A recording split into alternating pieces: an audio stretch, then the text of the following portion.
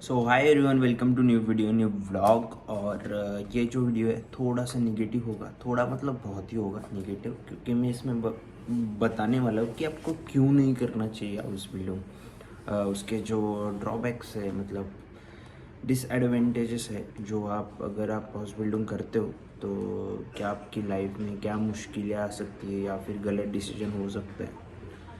तो ये कि कैसे अब अगर आप सोचते हो कि आपको हाउस बिल्डिंग करना है, क्योंकि मैं मतलब बहुत ऑनेस्टली ये रीजंस बता रहा हूँ जो मैंने एक्सपीरियंस करे हैं। और मतलब जो एक नॉर्मल सिचुएशन होती है हमारे माइंड में जब हम लोग जस्ट पास आउट होते हैं या कुछ कुछ भी, मतलब 12th के बाद या फिर किसी भी बैचलर करी है अपने, तो मतलब जब हमारी सिचुएशन होती है, क्योंकि मैं भी था उस सिचुएशन में, तो मुझे पता है कि कैसे क्या होता है। सो वही मैं आपके साथ शेयर कर रहा हूँ, मेरा ओपिनियन बस हर एक का अलग होता है।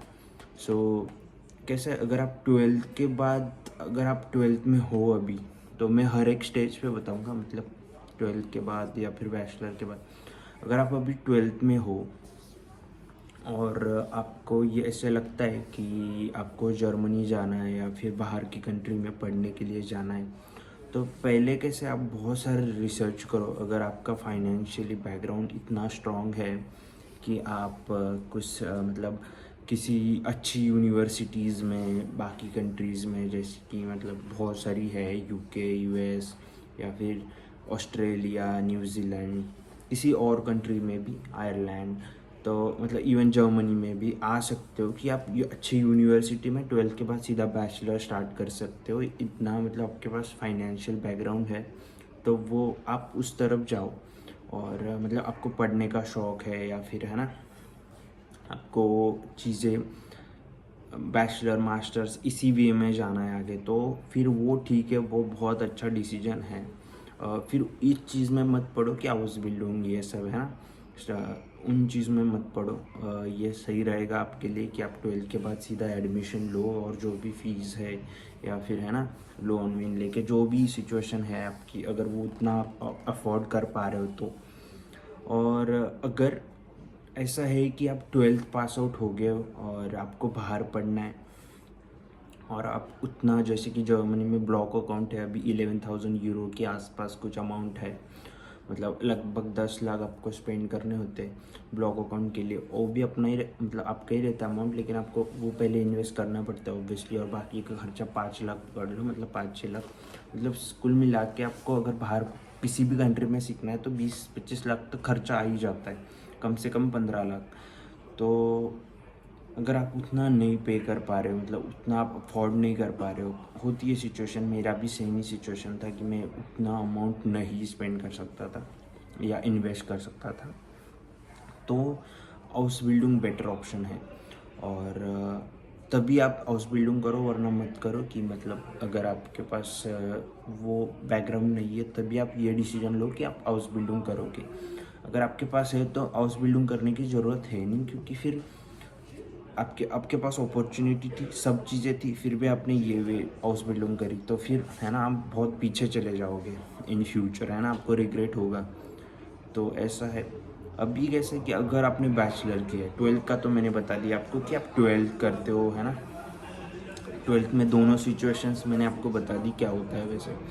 और अगर आप अभी बैचलर में हो, है ना, थोड़ा आवाज़ आएगा आपको बाहर से, लेकिन अगर आपको अभी बैचलर आपने ख़त्म करी है, मतलब 12th के बाद आपने किसी भी इसमें एडमिशन ले लिया या फिर बैचलर कर ली या फिर इंजीनियरिंग कर ली किसी भी फील्ड में, और अभी आप जॉब ढूंढ रहे हो और इंडिया में आपको वो अपॉर्चुनिटी नहीं मिल रही है या फिर आपको जॉब नहीं मिल रही है, और ऐसा आपको ऐसा लग रहा है कि आपके पास स्किल नहीं है, मतलब आपने इंजीनियरिंग की है या फिर भी आपको कुछ नहीं आ रहा है, या फिर ऐसे आपको स्किल की कमी महसूस हो रही है, मतलब आपको खुद को लगता है ना कि हमारे पास कुछ स्किल नहीं, हमारे पास डिग्री है बस, ऐसे लगता है कभी कभार।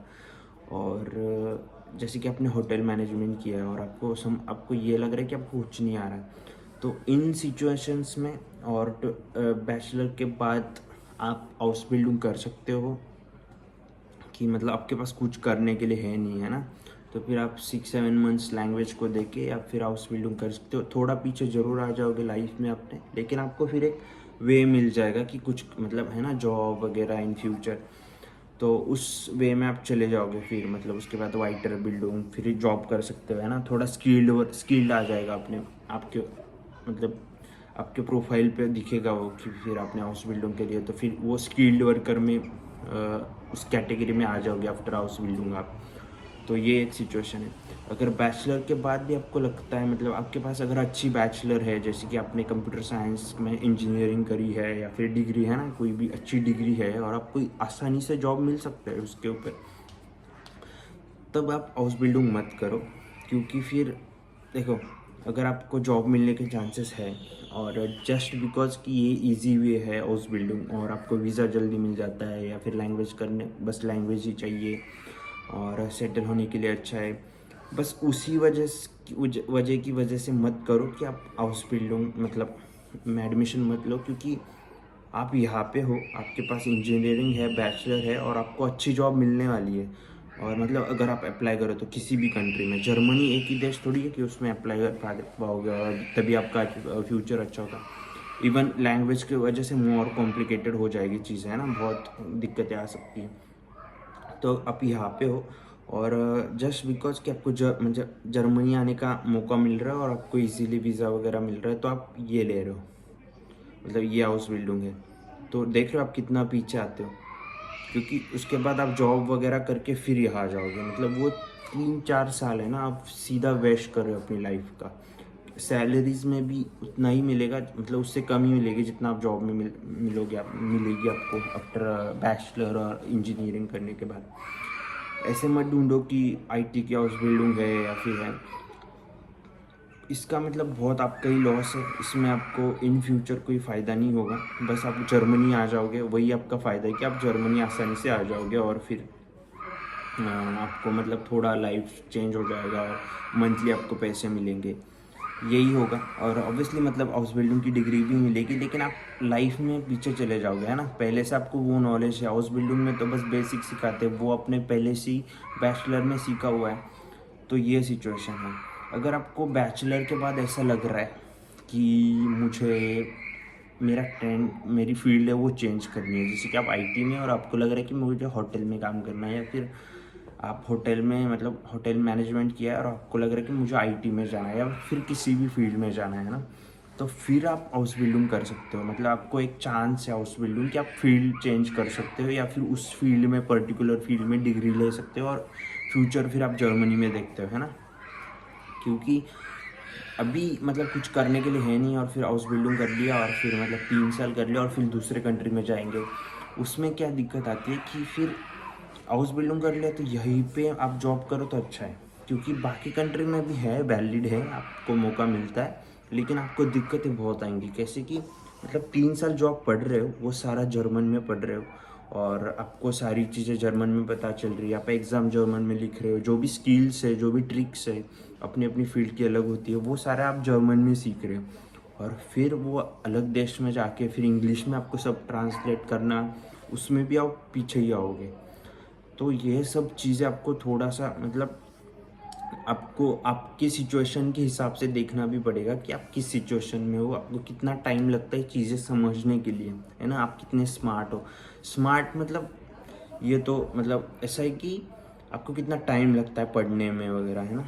तो इन चीज़ों पे आपको फोकस या फिर थोड़ा सा रिसर्च करना होगा और तभी एक डिसीजन ले पाओगे कि हाउस बिल्डिंग मतलब, है ना।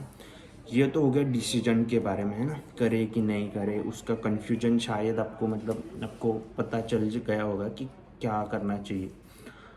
ये मतलब मुझे ऐसा लगता है और मतलब आई थिंक सही भी है जितना मैंने देखा है यहाँ पे वो सिचुएशन में। क्योंकि आप फिर यहाँ आ जाते हो और फिर हाउस बिल्डिंग, अभी यहाँ आने के बाद क्या आपको दिक्कतें होती हैं, अभी आप हाउस बिल्डिंग करने का अभी मैंने जो बताया उसमें से अगर आपने ये भी डिसाइड कर लिया कि आपका